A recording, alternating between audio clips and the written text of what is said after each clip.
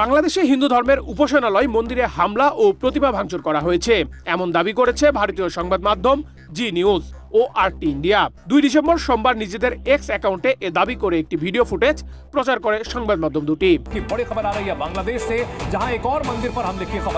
তবে মন্দিরের হামলার এই দাবি সত্য নয় বলে জানিয়েছে ফ্যাক্ট চেক প্রতিষ্ঠান রিউমার স্ক্যানার বাংলাদেশ।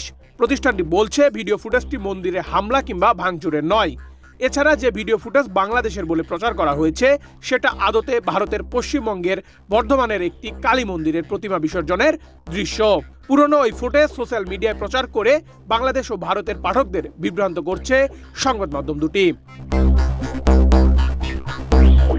এছাড়া পল্লী দামোদর নামের ভারতের এক স্থানীয় পেজের বরাত দিয়ে রিউমার স্ক্যানার জানিয়েছে দীর্ঘ 12 বছর পর পূর্ব বর্ধমান জেলার খণ্ডঘোষ সুলতানপুরের মণ্ডলবাড়িতে অনুষ্ঠিত হয় কালীমাতা নিরঞ্জন।